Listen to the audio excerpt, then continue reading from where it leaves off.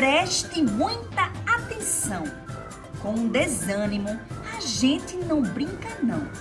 Você pode até achar que essa rima é uma grande invenção. Se você sente uma tristeza em seu coração, acredite que falar é a melhor opção. Viver vale a pena, não é conversa não. Vem junto com a caravana esse projeto de prevenção que vale por muitas vidas e pro suicídio diz não.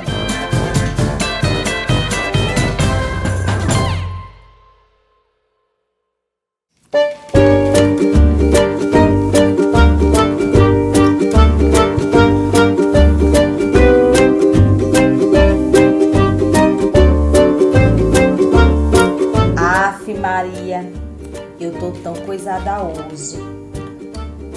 Mulher, falar em coisada, tu ficou sabendo do filho de Tiquinha lá da outra rua? Teve uns problemas, minha filha, sabe? Na escola, o povo tava colocando uns apelidos nele, chamando ele de umas coisas aí. Ele ficou todo triste, umas besteiras.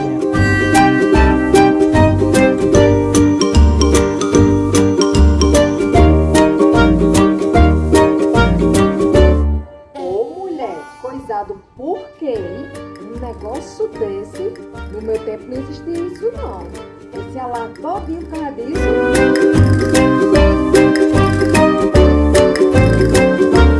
Pois é, o povo hoje em dia, minha filha, é tudo coisado.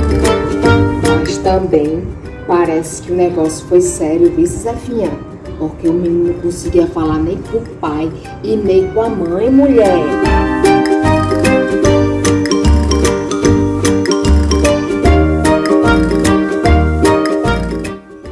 Que foi mesmo, Maria.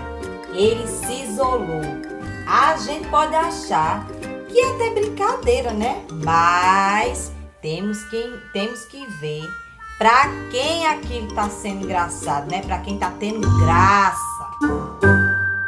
Cerca de 90% dos casos de suicídios estão relacionados à depressão e outros transtornos mentais do indivíduo, além do abuso de álcool e outras drogas. Todos são possíveis de serem tratados e diagnosticados. A realidade é que o bullying não tem graça. Alguém pode estar passando por depressão e isso é muito sério. Olá a todos e a todas, sejam muito bem-vindos e bem-vindas, claro. O Instituto Federal da Paraíba, o IFPB Campus João Pessoa, junto ao Grupo Espírita Ave Luz, tem o prazer de apresentar a vocês o programa Viver Vale a Pena. O programa tem como principal finalidade abordar os temas de saúde mental relacionados ao suicídio. E hoje nós vamos ter uma conversa com o professor e doutor Hernani Vieira de Vasconcelos. Professor, gostaríamos de agradecer imensamente a sua disponibilidade por estar aqui conosco. E espero que essa conversa seja bastante esclarecedora para todos e todas que nos assistem.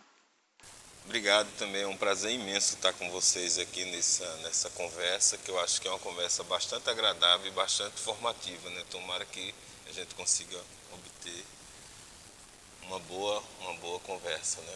Então, professor, para iniciar, gostaria de iniciar com uma pergunta que eu tenho dúvida faz um bom tempo. Que é o que é a psiquiatria e qual a diferença em relação à psicologia? Olha, a psiquiatria é um campo da saúde mental. A saúde mental e psiquiatria às vezes se juntam, né, estão juntas e às vezes estão separadas, mas a psiquiatria é a parte da medicina, né, que vai estar estudando as doenças mentais ou transtornos mentais ou fatores que vão estar desencadeando. E aí, para fazer psiquiatria, precisa ser médico, tá? Então, a psiquiatria é uma especialidade da medicina, tá? Então, precisa ser médico, depois você faz a residência médica e por aí vai. E a psicologia, necessariamente não precisa ser médico, é o psicólogo que faz a psicologia, mas todos os dois trabalham com a psiquiatria e todos os dois trabalham também com a saúde mental. dentre outros profissionais também que compõem, que a gente chama dessa rede de sustentação do cuidado na saúde mental e, de certa forma, na psiquiatria. Sendo que psiquiatria é para o médico e a psicologia vai trabalhar no campo da saúde mental, tá? Isso. Professor, em relação ao curso de psiquiatria, como é a formação do psiquiatra? Olha, vamos começar. Então, para ser psiquiatra, primeiro você faz o curso de medicina, né? No curso de medicina, ao longo dos anos, a gente tem contato com a saúde mental e depois vai ter disciplinas da graduação, né, da formação em graduação, disciplinas como psiquiatria, biopsicopatologia, algumas disciplinas do campo da saúde mental e da psiquiatria. Depois, no internato, o aluno de medicina ele tem contato também hoje no internato da Universidade Federal, da gente, do curso de medicina aqui de João Pessoa. O aluno no internato ele passa no campo de práticas da psiquiatria, que é o hospital psiquiátrico, os CAPs, né, e outras redes de apoio que fazem parte dos lugares onde a gente cuida da saúde mental das pessoas, inclusive no hospital psiquiátrico. Tá? E aí daí o estudante termina a medicina. Então ele tem dois caminhos, ou fazer a residência médica em psiquiatria, que é uma residência que a gente oferta também na faculdade, né, oferta aqui na medicina, e alguns médicos têm optado, como já tem outra especialidade, eu trabalho aqui, o médico, cada um tem sua especialidade, mas o médico também pode ter uma ou duas ou três especialidades, tá? Conforme o Conselho Federal de Medicina. Alguns médicos não fazem a residência de medicina, de residência médica de psiquiatria. Eles fazem algumas especializações de psiquiatria que são ofertadas. Mas, de certa forma, para o Conselho Federal de Medicina e para algumas instituições de formação, consideram o médico psiquiatra aquele que faz residência médica ou médicos que adentram na área da psiquiatria que podem fazer o título de especialização da psiquiatria, que é ofertado uma vez por ano para todos os médicos que queiram fazer. Aí para isso precisa de alguns processos, tá? Então, assim, o estudante de medicina ele vai ter um direcionamento ao longo do curso? Não, ao longo do curso ele precisa ser médico. A psiquiatria ele vai depois buscar, mas eu acho que alguns estudantes já vão tendendo a gostar mais dos estudos da mente, alguns vão tender a imagem. Eu acho que eles vão construindo essa formação ao longo do tempo. Mas, repito, eles vão tendo contato com essas práticas. Hoje no curso da medicina, depois da reforma curricular, a gente tem trabalhado onde o estudante tem contato com essas vivências, contato desde a graduação. E na residência não, aí são 2 anos de residência médica em psiquiatria, onde ele vai passar pelo serviço e vai só estudar a psicopatologia, a psicobiologia e o lado psicossocial, né, que o médico psiquiatra deve entender de como as doenças acontecem, né, e saber de onde vêm essas coisas. Mas precisa ser médico para ser psiquiatra. Eles vão entrando em contato, eu acho que vai tocando um pouco daquilo que você quer cuidar, daquilo que você vai tendo. Por isso que é importante o estudante, desde o primeiro dia, estar na prática, vivenciando. E a gente tem tentado isso, né? Que os professores saiam do HU para poder as pessoas aprender saúde mental, gente, é andar na rua. Quanto tem de gente aí alcoólatra, quanto tem de gente desesperado, né? Tem tanta coisa que... Fora as unidades. Então o estudante precisa compreender isso para ele poder decidir melhor lá na frente, não pelo que ele lê.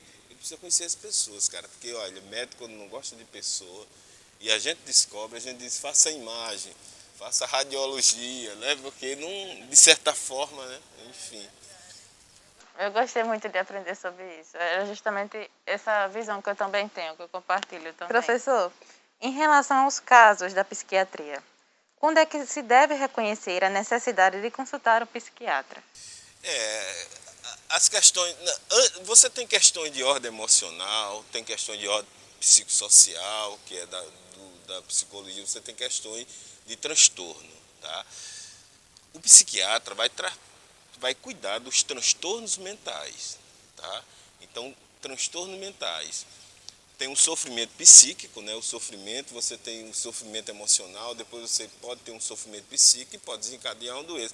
Como os transtornos mentais pode ser originado, né? A etiologia, os fatores que causam, pode estar originado em outras coisas.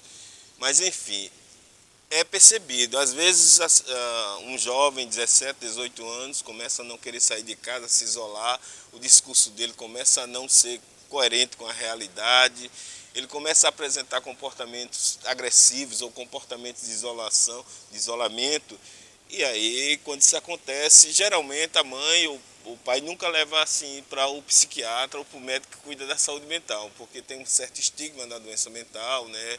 De certa forma uma psicofobia por parte de algumas pessoas, mas é preciso, né? Então nesses casos é preciso passar no psicólogo ou até inclusive no médico da saúde da família, que ele também tem uma formação que consegue estar entendendo os processos de saúde mental. Mas quando isso acontece, primeira coisa é levar para um serviço de saúde.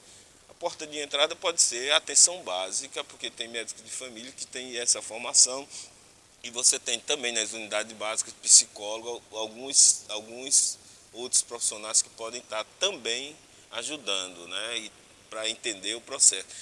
E aí quando esse quadro ele vai para esse lugar e ele vai adoecendo, aí há uma necessidade de fazer um tratamento. Professor, como o senhor mesmo falou, eu enxergo também que ainda é um tabu quando nós falamos de doenças mentais ou de transtornos mentais. Então, a próxima pergunta, ela tem a ver com um pouco disso. É como é realizada uma consulta psiquiátrica e como é feito o diagnóstico da doença mental, já que algumas pessoas têm esse medo do psiquiatra, têm esse medo dessas consultas e até medo do que está por vir, né? Assim, o pós-consulta, vamos dizer. A consulta médica, né, a consulta médica, ela necessariamente, quando se é feita, a gente faz o que a gente chama de anamnese, tá? Anamnese é um conjunto de informações que a gente vai estar colhendo junto com o usuário, né, de uma forma que a gente consiga vínculo com ele, adesão com ele, que ele confie em você, porque os transtornos mentais, geralmente as pessoas cursam com desconfiança, inquietude, entendeu? Dependendo do quadro nosológico que se apresenta, então é preciso certo acolhimento, tá? Geralmente mais singular, acolhê-lo e aí esse conjunto de sinais e sintomas a gente vai construindo, logicamente os sintomas psicobiológicos, vocês perguntam sobre a questão da questão da família, se alguém tem doença mental na família, então tem uma série de coisas que a gente vai, sinais e sintomas que a gente vai colhendo e aí vai direcionando, tá? Essa é a anamnese geral. A anamnese psiquiátrica tem alguns outros detalhes sobre que a gente vai trabalhar também, atenção, memória, o juízo crítico, não é?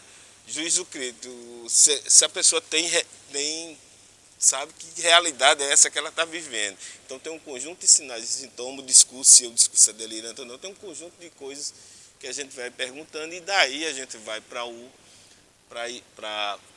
que a gente vai chamar de hipótese diagnóstica, porque geralmente não se fecha um diagnóstico, na sua grande maioria, na saúde mental ou na psiquiatria de forma no primeiro ato. Agora a gente precisa estar na primeira consulta apto, né, para cuidar, acolher e cuidar, né? E às vezes cuidar precisa de um tratamento terapêutico do ponto de vista medicamentoso. Aí as escolhas do medicamento vai depender de acordo com o quadro nosológico, o quadro de sinais e sintomas. Logicamente, né, alguns poucos pacientes, 0 a 0,5 a 0,2%, apresentam uma certa agressividade. Olha aí a história do estigma. As pessoas que a gente, esse cara é louco, todo mundo pensa que ele é agressivo, né? Mas pela epidemiologia, pelo estudo da doença, só 0,05, 0,4, 0,5% tem um comportamento agressivo. Comportamento agressivo não quer dizer que seja violento, tá? Então as pessoas, então tem um certo estigma, né? Geralmente e as pessoas confundem também algumas outras doenças mentais, como retardamento mental, com esquizofrenia. Todo mundo taxa todo mundo do mesmo coisa, mas não é, são sintomas de singularidade diferente. E a agressividade, né, é baixíssima, né? Esse é um dado muito interessante, porque geralmente as pessoas costumam associar essas coisas da esquizofrenia, da agressividade. E até mesmo o fator dessa conversa, porque também as pessoas costumam discriminar muito esse tipo de tratamento, esse tipo de trabalho. que é a psicologia e a psiquiatria. Dizem que não precisa disso, né? É muito comum, me perdoe lhe atrapalhar, levar para o neurologista. É mais chique levar para o neuro do que levar para o médico psiquiatra. Se não, levar para uma clínica de reabilitação, que é o caso de muitas E pessoas. quando é droga, gente, quando é droga, né, que olha, tem aumentado bastante o uso de drogas drogas que atrapalham o cérebro, né? Porque há uma instalação de um processo de adoecimento do cérebro, né? Tem algumas alterações cerebrais, por isso que há uma necessidade do tratamento farmacológico ou psicofarmacológico. Mas enfim, são essas coisas que fazem com que tem um certo estigma, né, e um certo medo da população, né, e um certo preconceito, na verdade preconceito. Professor, agora vamos falar um pouco sobre as patologias. Quais são as patologias mais comuns tratadas pela psiquiatria? Olha, a psiquiatria, né, se a gente for para o CID, né, o CID é o Código Internacional das Doenças, então tem um capítulo, né, que a gente chama da letra F, né, o F10, o CID-10, né, que tem 99, muito mais patologia. Mas qual é que é mais comum? Tem os grupos das doenças mentais, tá? Você tem um primeiro grupo, que são das esquizofrenias, que a gente vai chamar de doença do afeto, tá? Vai significativamente vai estar relacionado com o afeto. Você tem um grupo dos transtornos de humor, não é? E aí nos transtornos de humor nós temos o grupo das transtornos afetivos bipolar, não é? Com uma série de coisas hoje tem aumentado, né? A gente tem notado um aumento da incidência entre pessoas com transtorno afetivo bipolar, acho que até porque melhorou o diagnóstico, e tem o grupo das depressões, né? Depressões e ansiedade. E tem este grupo dentro dos humores, né? Que é a alteração do humor. Tem um outro grupo que a gente vai chamar os transtornos de personalidade. Tá? E dentro dos transtornos de personalidade, o mais conhecido, assim, que sai na TV, que acontece mais, são os transtornos, né, de personalidade do tipo borderline, né? Esses que fogem da realidade, o antissocial. Tá? Mas é um grupo grande também de doenças. Eu acho que praticamente isso, né? E o outro transtorno também, aí tem os transtornos da criança, que geralmente a psiquiatria infantil aborda, né? Os transtornos globais. Tem o autismo, que na verdade não é uma doença da psiquiatria, mas os sinais e sintomas e o desdobramento tem que passar pela psiquiatria também, devido à medicação ou não. Eu acho que praticamente isso. Mas só para deixar bem claro para os nossos telespectadores, de um modo geral, como se dá o tratamento psiquiátrico? Olha, o tratamento psiquiátrico, ele é um conjunto de elementos, vai depender do que é que esse usuário, do que é que esse paciente, do que é que esse frequentador, essa pessoa vai necessitar. Geralmente é um conjunto, quando é um transtorno mental, geralmente, e aí é uma característica dos transtornos mentais, uma grande parte dos transtornos mentais a gente vai denominar de doença crônica, tá? Então a diferença, geralmente o transtorno mental, a depressão é uma doença crônica, vai acompanhar o sujeito ao longo da vida. E o que a gente vai chamar de critério de cura é ele conseguir viver bem, sem crises, então diminuindo o número de crises durante a vida, e quanto menos crises tiver e o acompanhamento, a tendência é que ele vá melhorando e vá dependendo de menos psicofármaco ou de medicamentos para psiquiatria, tá? Mas geralmente são doenças crônicas, diferente, por exemplo, de gripe. Você tem uma gripe, ou você se cura, ou você morre, ou você evade. Esses são critérios epidemiológicos, você vai embora, como na Covid, tá? É desse jeito. E das doenças crônicas não, geralmente a gente precisa de um percurso, e as doenças mentais cursam com uma cronicidade assim importante. Por isso que o tratamento é prolongado, tem umas fases de tratamento. Isso do tratamento medicamentoso. Aliado a isso, nós temos uma série de outras coisas que podem melhorar, tá? Que podem ajudar no tratamento. Aí tem diversas formas, como a psicologia, né? Hoje tem utilizado as PIC, né? Os programas de plantas integrativas, de cuidados integrativos. Então tem uma série de outros tratamentos não farmacológicos que pode ser contemplado. Às vezes vai muito mais além, às vezes vai ter que cuidar da família, vai ter que entender que instituição é essa, que ele adere ou não, vai ter que entender dentro da escola como é que esse indivíduo vai passar o processo de vida, o trabalho dele. Então é um conjunto de coisas que a gente vai chamar da clínica ampliada na psiquiatria para poder cuidar melhor desse usuário no seu todo, né?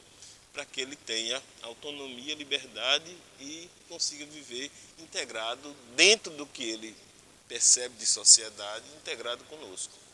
Professor, o senhor já citou algumas doenças que, por mais que não sejam assim diretamente associadas à psiquiatria, são de certa forma tratadas de uma forma ou de outra. Eu já ouvi falar de algumas doenças físicas que também podem ser tratadas pela psiquiatria, como por exemplo a fibromialgia. O contrário também pode acontecer, uma doença física levar o paciente a desenvolver um transtorno mental? Sim, sim.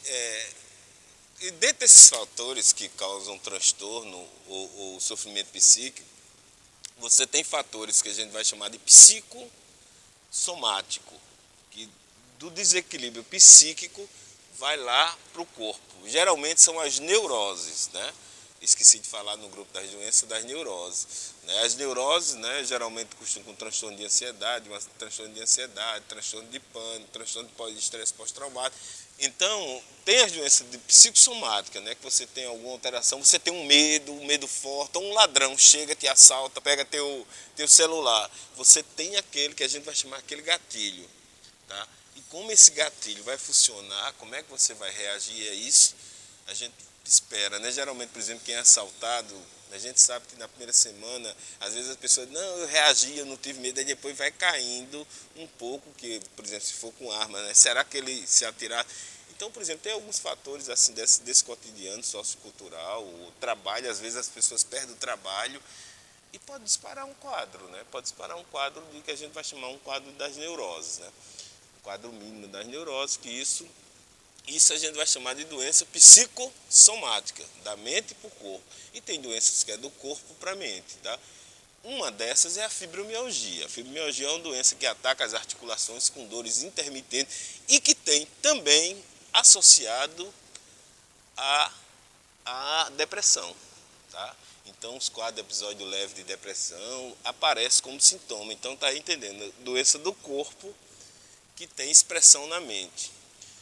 Tá certo? E aí o tratamento, eu vou precisar de um medicamento, né, notadamente, que cuide da depressão e que alivie a dor. Então eu preciso estudar psicofarmacologicamente qual o medicamento mais adequado, mais associado, porque talvez a gente ainda faça associações medicamentosas para cuidar dele. Ao lado disso, a ansiedade, a depressão piora as dores. Então tem que necessariamente fazer um conjunto de terapêutico aí para ajudar essa pessoa. E tem um problema grave, que é a questão do trabalho, né? As doenças mentais têm aumentado, né? Eu acho que quase o primeiro grupo, o segundo, eu acho que é acidente de trânsito, de afastamento do trabalho, né? Do serviço. Atualmente nós sabemos, né, principalmente durante a pandemia, que no Brasil a população, a grande maioria da população, ou uma certa parte dela, a gente não tem dados específicos para poder confirmar aqui nessa entrevista, é uma população de baixa renda. Então, a pergunta que se declara agora é a seguinte: na sua opinião, como é o atendimento psiquiátrico público e o que precisa ser melhorado para que essas pessoas possam, enfim, ter um atendimento de qualidade? A gente tem um chamado Rede de Atendimento da Saúde Mental, ou Rede de Atenção à Saúde Mental, tá? Essa rede é composta de várias unidades. A primeira coisa, se você tem algum transtorno, se tem algum problema na família com álcool, com droga, algum transtorno, se a pessoa tem algum quadro depressivo, isolamento, o primeiro lugar é procurar o atendimento da atenção básica. Então, a atenção básica, ou o saúde da família, ele é uma porta de entrada para poder primeiro acolher essa pessoa com sofrimento psíquico, tá? A rede de atenção básica de João Pessoa é uma rede razoavelmente grande, né? A gente está dentro da rede também, junto com as residências de saúde mental e a residência de medicina de família e comunidade e a residência de psiquiatria também tá. Então a gente está nos mesmos serviços. Então a primeira porta de entrada é a atenção básica. Tem uma outra rede especializada, aí sim, para os usuários que têm transtorno mental, tipo esquizofrenia, depressão grave, transtorno afetivo bipolar, são doenças mais graves. Esses vão precisar, e a gente atende no CAPS, né? A rede de CAPS, o Centro de Atenção Psicossocial. Então, os CAPS, né, que trabalham atendendo a população. Então, tem vários tipos de CAPS, né? Tem um CAPS tipo CAPS infantil, que ali o de João Pessoa fica próximo à Bica, o Parque Arru da Câmara. Lá tem um CAPS infantil, então vai atender transtornos mentais e comportamentais de crianças e adolescentes. Tá? Tem um CAPS só para álcool e droga, tá? Para atender os pacientes usuários de droga, né, e álcool e outras drogas. E tem um CAPS transtorno, né, que a gente chama CAPS tipo 3, que além de cuidar dos transtornos, ele também tem um papel de fazer um atendimento, um acompanhamento na crise. Então, às vezes, no próprio CAPS, quando o usuário tem um transtorno que apresenta agressividade, apresenta problemas que atrapalham a sua vida com a família ou com a sociedade, é preciso, às vezes, uma semana, duas, a gente fazer esse tratamento, né, que antigamente a gente chamava de internação psiquiátrica nos hospitais psiquiátricos, mas a gente prefere fazer esse acompanhamento do CAPS. Fora isso, ainda tem um pronto atendimento de saúde mental, que a gente chama as urgências de psiquiatria, que são duas em João Pessoa. Uma é lá no Ortotrauma, o Hospital Ortotrauma de Mangabeira, lá tem um PASME dentro do hospital, que é o pronto atendimento de saúde mental. Então, todas as emergências, urgências psiquiátricas de João Pessoa, de Cabedelo, de Bahia, de Santa Rita, vão ser atendidos e regulados lá. Então, é como o SAMU da saúde mental, a UPA da saúde mental, tá?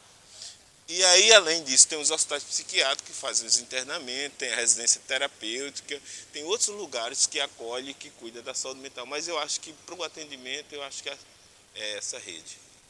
É muito interessante, você especificou bem onde cada pessoas podem ir, de acordo com as suas necessidades, né? Porque às vezes a gente pode até se confundir, né, diante de tantos transtornos, né, diante de tantas coisas. Muito obrigada. É uma pergunta mais pessoal. Na sua opinião, praticar uma religião ou espiritualizar-se são formas protetivas contra o desenvolvimento das doenças mentais e, consequentemente, do suicídio? Como a psiquiatria, enquanto ciência, vê essa questão? Eu acredito que sim. Eu tenho lá na universidade a gente tem uma disciplina no curso de medicina chamada espiritualidade e saúde, onde a gente trabalha os estudos e apresenta como essas formas de cuidar, a espiritualidade ela está presente ou menos presente nos sofrimentos, né? Olha, eu particularmente eu acredito que sim, tá? Até porque eu faço parte, né, da Associação Médica Espírita, né, da Paraíba, então tenho trabalhado nessa linha, eu não vejo. Mas a psiquiatria, em relação à psiquiatria, eu acho que a grande maioria acha que a espiritualidade faz bem. A espiritualidade nunca faz mal. Praticar o cuidado, praticar o amor, isso faz bem. E eu acho que é um bom lugar também, faz parte das coisas que a gente tem terapêutica para estar cuidando, né? Sim, eu acredito que sim. Em relação à sociedade, professor, como nós, como indivíduo, podemos contribuir para a redução da ocorrência das doenças mentais e do suicídio? Essa é uma pergunta, assim, diferente, né? Eu acho que cuidar da vida, né? Cuidar da saúde mental é cuidar de alguns valores, né? Viver bem com o outro, né? Eu acho destituir um pouco do ódio, do egoísmo, né? Que a gente vive numa sociedade competitiva, né? E necessariamente, quando aparecer as primeiras crises, os primeiros sinais, sintomas, que ele seja bem acolhido, né, pelas pessoas que conhecem, pelas instituições, pelos lugares de cuidado, né? Mas efetivamente isso deve ser praticado em casa, praticado na família. A família tem um papel muito importante nesse processo da socialização desse sofrimento desse indivíduo. O primeiro lugar que ele vai poder falar, contar, é a família, então a família é super importante nesse processo. E a sociedade como um todo, né, da questão do discriminar, do cuidar, é bem melhor dar a mão, acolher aquele outro do que discriminar, né?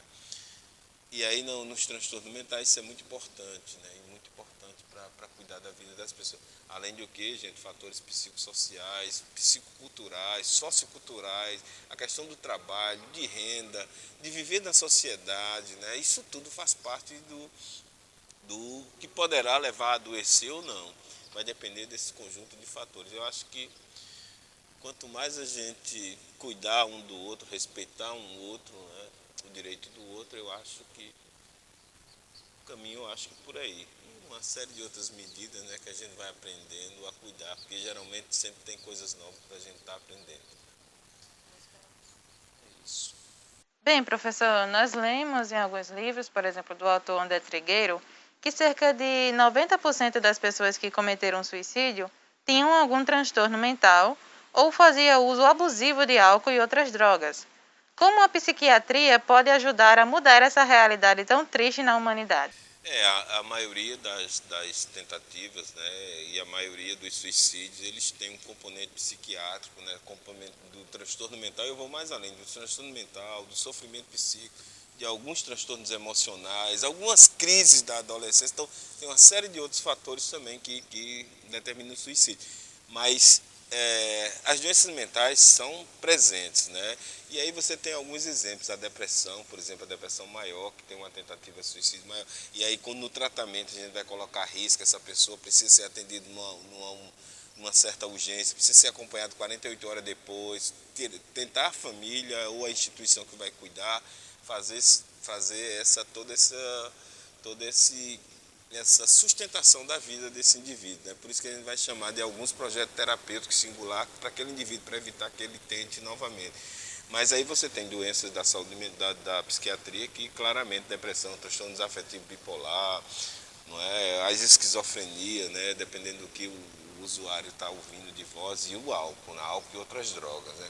As drogas, por exemplo, drogas alucinógenas, né? Por exemplo, cocaína, vai levar a você delirar em algumas coisas e poderá potencialmente acontecer algum suicídio e outras drogas também, né? Com certeza. Mas o álcool ainda me perdoe, a droga mais complicada e a droga mais presente, e ela e não é oficial. Então a psiquiatria e a saúde mental, com aquilo que eu te falei, da rede de atenção, então não dá para pensar em cuidar das pessoas que tentam suicídio em forma individual, só da psiquiatria. A psiquiatria tem um papel importantíssimo, mas ela precisa estar dentro de uma rede de cuidado da saúde mental. Ela precisa estar junto dos outros profissionais, de outros lugares da sociedade, que a gente pode estar acompanhando e pode estar evitando, né, tentando evitar que essas pessoas tentem o suicídio. Professor, olhe, gostaríamos de agradecer pela sua disponibilidade, pelos seus ensinamentos, por compartilhar coisas muito importantes para muitas pessoas. E eu deixo o espaço agora para o senhor, se quiser fazer alguma consideração, fique extremamente à vontade. Eu quero agradecer, né, novamente o convite. É sempre bom, né, falar sobre essas coisas que a gente pratica, que a gente estuda, né. Eu só quero dizer também para algumas pessoas que acharam que algumas coisas que divergem ou diferem daquilo que elas pensam, né, sobre a vida, sobre a doença mental, eu queria dizer que o que eu trago, né, é a minha experiência e a minha formação nesse lugar, né? Então é o meu olhar também, lugar que necessariamente não quer dizer que é o certo, que é o verdadeiro, mas logicamente é um bom caminho para que as pessoas queiram praticar. Eu acho que hoje a gente conversou um pouco sobre que caminho a gente poderá seguir, né? Portanto, né, eu só agradeço e peço desculpas se alguma resposta não foi satisfatória ou tem algumas divergências, e para isso poderá entrar em contato comigo, que a gente conversa com certeza, que isso é uma conversa para o longo da vida, né? Isso é uma conversa para aprender, né? Sempre aprendendo. Obrigado, bom dia. Quanto a você, fique por aí, que ainda tem mais. Menina, depois de uma explicação dessa, eu jamais vou brincar com um negócio desse. Muito menos dizer que é frescura a dor do outro, Maria. Mulher, eu te disse, Zefinha. Deixa de tuas conversas, Maria Custódia. Que tu não disse foi nada. Deixa de conversar e chama logo a música da nossa vida, porque música é alegria.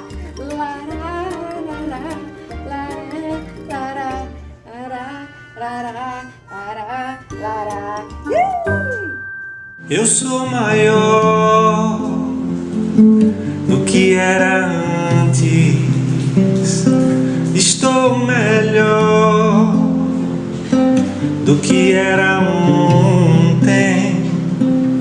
Eu sou filho do mistério e do silêncio. Somente o tempo vai me revelar quem sou. Eu sou maior do que era antes. Estou melhor do que era ontem.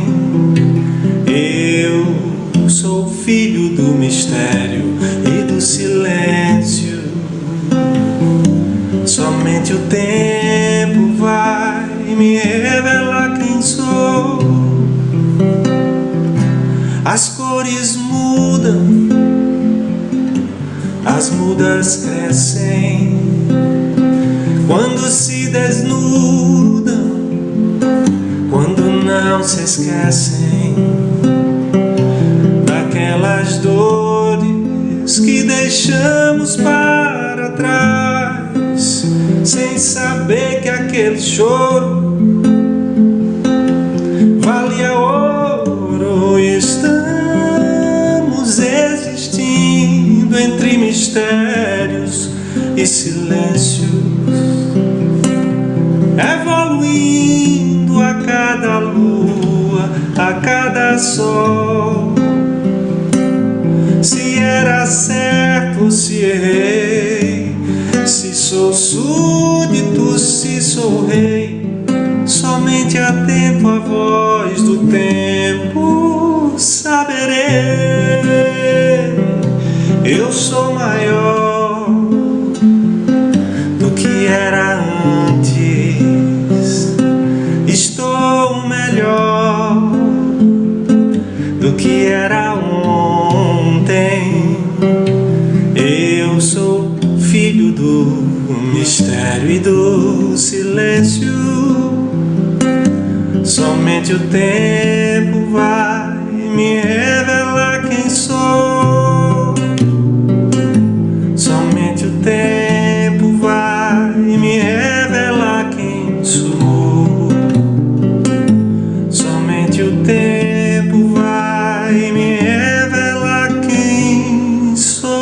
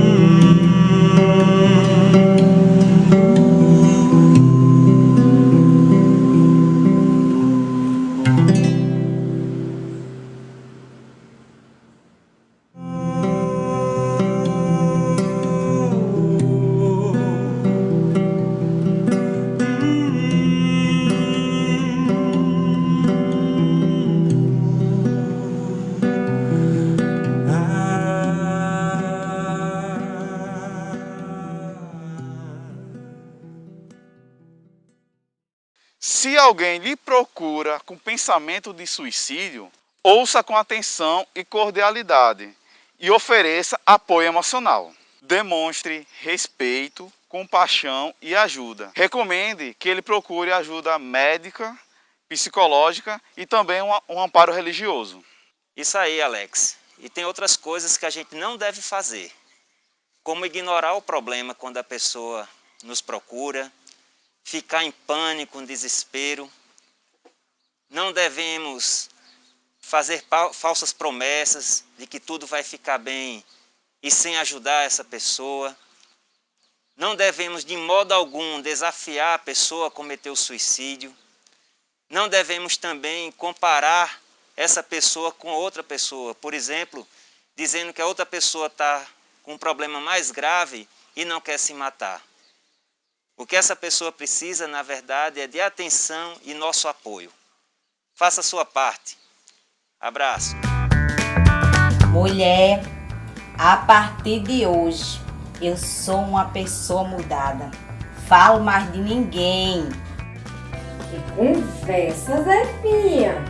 Maria Custódia, tu me respeita, vice? É verdade.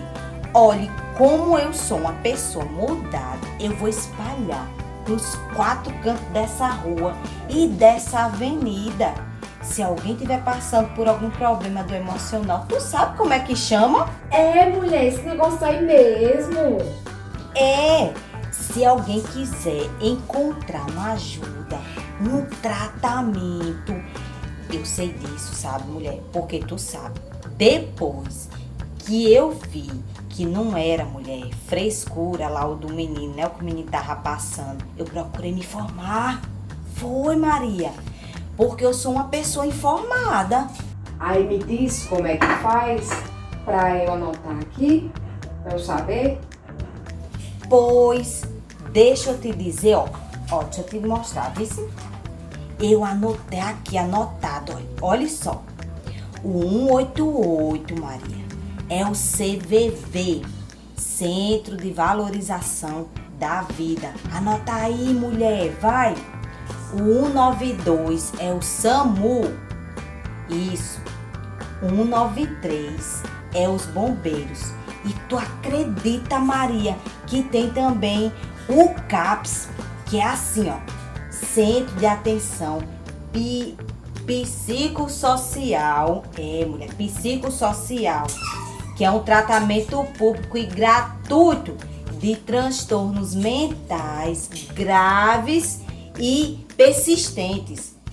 Pois é, que sofre de depressão, de transtorno bipolar, isso, esquizofrenia, síndrome do pânico, sabe? E entre outros. Tratamento de dependência química, minha filha. Quem usa crack, álcool e outros tipos de droga. Pois é, Maria, olha só. Menina Zefa, como tu tá informada, mulher? Vamos espalhar isso pro povo, Zefinha, que a gente pode encontrar ajuda quando precisar. Eu te disse, minha amiga, meu amigo, que não era brincadeira não. Por aqui vamos ficando. Até logo, mas não vamos demorar não. Nós teremos outros programas. Fica ligadinho em nossa programação. Nunca esqueça que sua vida é valiosa. Você é muito importante. Por isso, ame, perdoe, chore e viva. Viva sua vida. Precisando, estamos por aqui. Afinal, falar é a melhor opção. Viver vale a pena. Suicídio nunca.